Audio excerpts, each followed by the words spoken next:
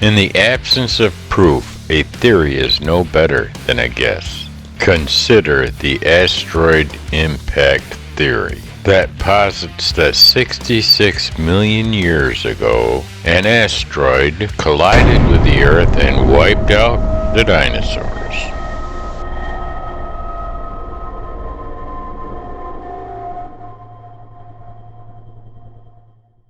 In 1825, a zoologist considered to be the father of paleontology, George Cuvier, hypothesized that what he observed in rock layers proved there was a mass extinction event 66 million years ago. Between 1825 and 1979, many scientists proposed multiple reasons for the mass extinction event. 1980 rolls around and the theory that an asteroid was responsible comes to light, and many scientists agreed that because there is elevated levels of the element iridium in the impact layer. Iridium is not common in the Earth's crust, but is much more common in asteroids and meteors.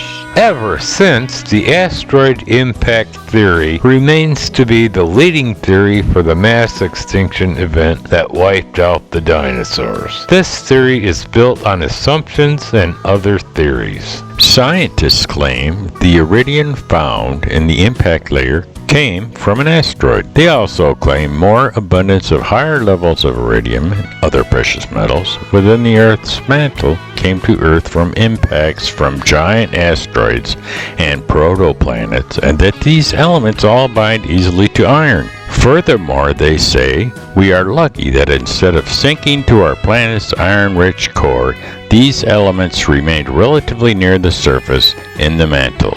Admittedly, they are confused with this phenomena. You don't have to spend much time perusing science's explanation of the mass extinction event to discover that the many scientists' analysis of the cause and conditions surrounding the mass extinction event is misdiagnosis based on assumptions of what happened millions of years ago. If it were not so, all those many scientists would all be in agreement, and they are not. These scientists ignore ancient documents that record what really happened during the mass extinction event. These ancient documents are found in the Hebrew Scriptures in the Bible. They record two mass extinction events. The Bible reveals a much clearer picture of how the Earth as it is today came to be.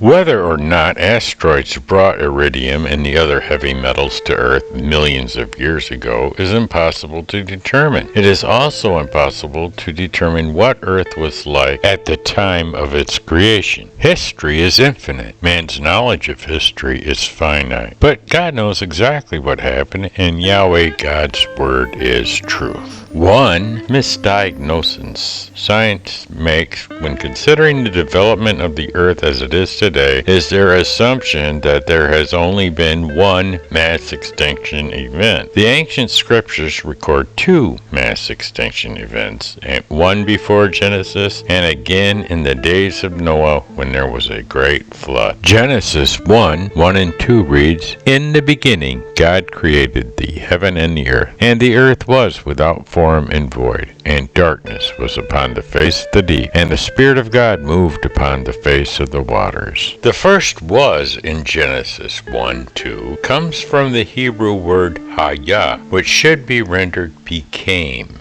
So then, Genesis 1 verse 1 and 2 should read, "In the beginning God created the heavens and the earth became without form and void, and darkness was upon the face of the deep, and the Spirit of God moved upon the face of the waters." According to Isaiah 45 verse 18, when Yahweh God made the earth, he created it to be inhabited. Isaiah 45:18, "For thus saith Yahweh that created the heavens, God himself that formed the earth and made it. He hath established it. He created it not in vain. He formed it to be inhabited. I am Yahweh, and there is none else." The word vain here in Isaiah 45:18 comes from the Hebrew word tohu. But in Genesis 1 Verse 2, this same Hebrew word is translated the words without form. And the void in Genesis 1:2 comes from the Hebrew word bohu. When Isaiah says Yahweh created the earth not in vain, it is understood that when God created the earth, it was not void of life. God formed it and made it, and God established it. Whatever happened between verse 1 and 2 of Genesis 1 that made the earth become tohu bohu, empty and void, totally destroyed the planet, and God wasn't happy about it. When Genesis says in verse 2, the Spirit of God moved upon the face of the water, this same word that is translated moved in verse 2 is used of an eagle or vulture brooding over her babies in Deuteronomy 32:11.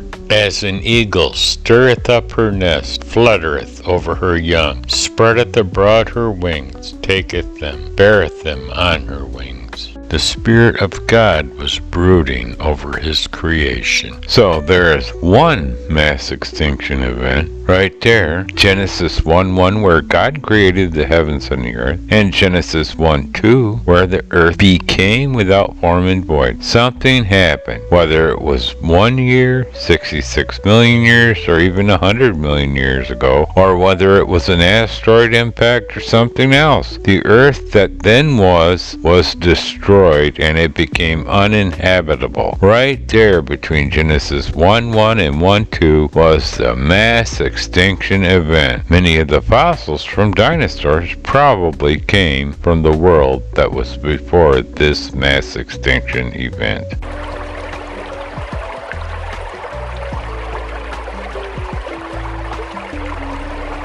The Bible records the mass extinction event that many scientists claim was 66 million years ago to be only around 1700 years after Adam and Eve were kicked out of the Garden of Eden in the 3rd chapter of Genesis. And it was about 2300 years before Christ when Yahweh decided enough was enough. We pick up the record in Genesis chapter 6, verse 5 and 6. God saw that the wickedness of man was great in the earth, and that every imagination of the thoughts of his heart was only evil continually. And Yahweh regretted making man on the earth, and it grieved him at his heart. Verse 7, and Yahweh said, I will destroy man whom I have made from the face of the earth, both man and beast, and the creeping thing, and the fowls of the air, for I regret that I have made them. Fortunately for the survival of the human race, there was one man who pleased Yahweh our God. Genesis chapter 6, verse 8 and 9. But Noah found favor in the eyes of Yahweh. Noah was a righteous man, blameless among the people of his time, and he walked faithfully with God. Yahweh God tells Noah to build an ark. Noah obeys and gets ready, and then God seals Noah and his family into the ark, and then began the extinction level event. Now, Genesis 7:11. In the 600th year of Noah's life, in the 2nd month, the 17th day of the month, the same day were all the fountains of the great deep broken up, and the windows of heaven were opened, and the rain was upon the earth 40 days and 40 nights. Now, we know that over 70% of the earth's surface is covered in water.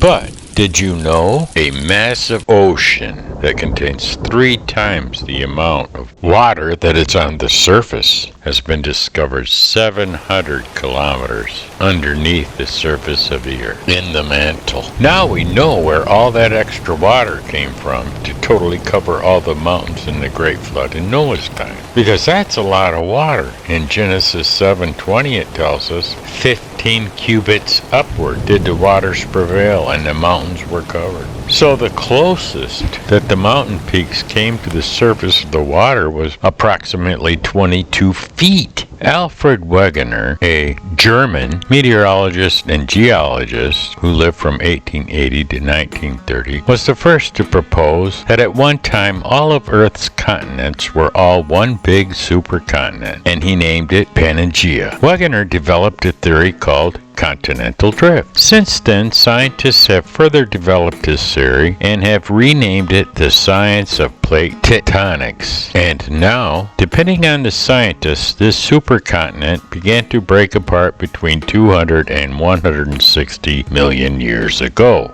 Many scientists point to the Grand Canyon as a proof of the asteroid impact theory. They base their conclusion that the Grand Canyon was largely carved by the Colorado River over millions of years. More probably, the canyons are caused by rifts in the crust of the Earth. These faults have occurred throughout the history of the planet, and even today they appear in many different places around the Earth. For example, found in Popular Mechanics, over the course of a couple of days in September 2005, the ground in northeast Ethiopia split wide open, cleaving the land in two and created a fissure nearly 40 miles long and up to 25 feet wide. There is an abundance of evidence for Alfred Wegener's continental drift theory that the land on Earth was once one big continent and that it broke up into the continents we have today, and it isn't in disagreement with the Bible.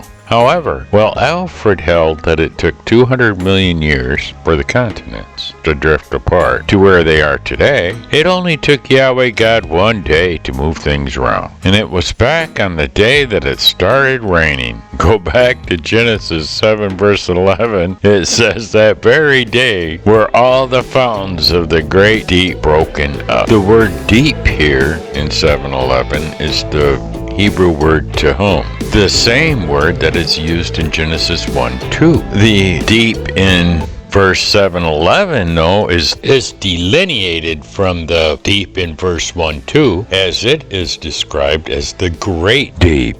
And there you have it right there in 7:11. The fountains of the great deep were broken up. The subterranean water fountains were broken up. This is when the supercontinent was broken up into what we have today. Genesis 1:9 reads, "And God said, Let the waters under the heaven be gathered together unto one place, and let the dry land appear, and it was so." The dry land in Genesis 1:9 is from the Hebrew word yabash, which is always a singular noun. Therefore, when God made the dry land appear in the waters that were all in one place, it was all one big supercontinent, just like Alfred said. Yahweh broke it up in Genesis 7:11 to get the water out of the mantle to flood the earth, and after the rain stopped after 40 days and 40 nights, God pulled the plug. Genesis 8:2 and 3, the fountains also of the deep and the windows of heaven were stopped, and the rain from heaven was restrained, and the waters returned from off the earth continually. And after the end of the 150 days, the waters were abated. In Genesis 8, verse 3 and 4, it says, "And the waters returned from off the earth continually. And after the end of the 150 days, the waters were abated. And the ark rested on the 7th month, on the 17th day of the month, upon the mountains of Ararat. And it took 150 days to drain the earth, until Noah could park his ark on the mountains of Ararat." When God broke up all the fountains of the great deep,